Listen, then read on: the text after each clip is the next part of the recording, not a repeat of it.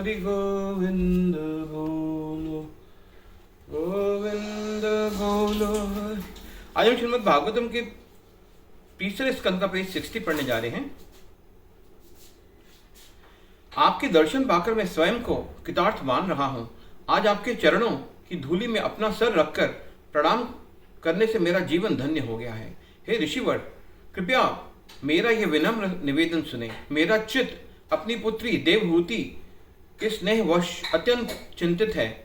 वह विवाह योग्य हो आई है और उम्र, चरित्र तथा सदोगुणों में समान शील वाला पति चाहती है।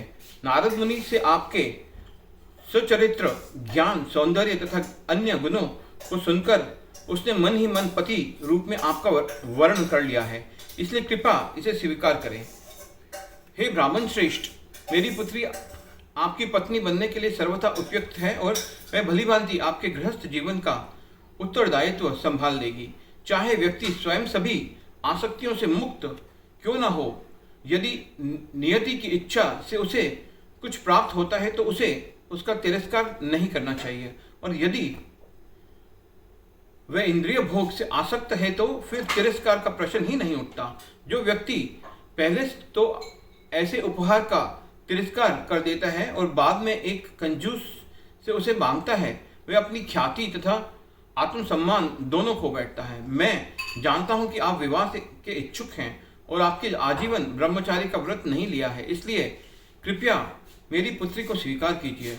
कर्दम मुनि ने कहा, यह सत्य है कि मैं विवाह का इच्छुक हूं, और चूंकि तुम्हारी पुत्री का मन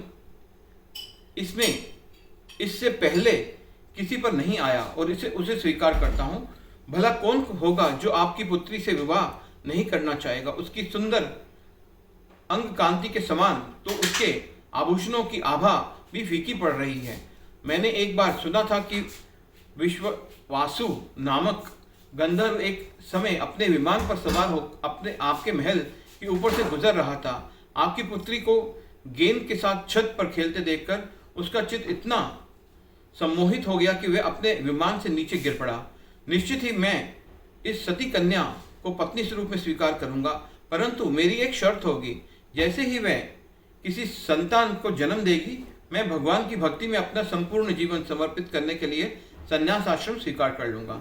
यह कहकर कर्दम मुनि शांत हो गए और उनका चित्त अपने पूजनीय भगवान विष्णु के चरणों पर चिंतन करने लगा। उनके मुस्कुराते सौम्य चेहरे को देखकर देवहूति का मन मंत्रमुग्ध हो उठा और एकाग्र मन से उस पर ध्यान करने लगी।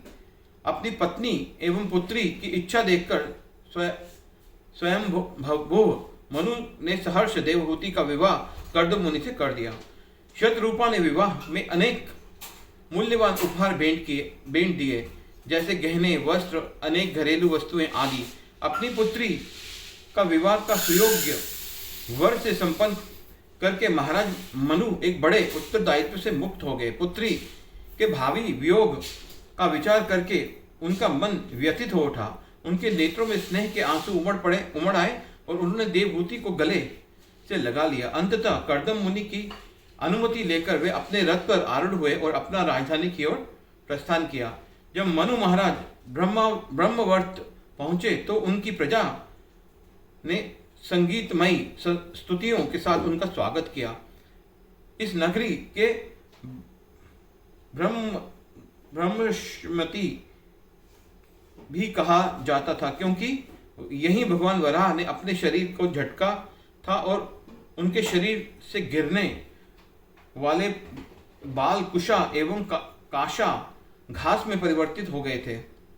अपनी प्रजा के अभिनंदन को स्वीकार करके मनु ने अपने राजमहल में प्रवेश किया, जो भौतिक जगत के त्रितापों से मुक्त कर देने वाला वातावरण से युक्त था। वहां महाराज मनु ने अपनी पत्नी एवं प्रजा के साथ धर्मानुसार राज्य का सुखोपभोग किया और प्रतिदिन प्रातः वे प्रेम भरे हृदय के साथ भगवान की लीलाओं का श्रवण किया करते थे। हरे कृष्णा हरे कृष्णा।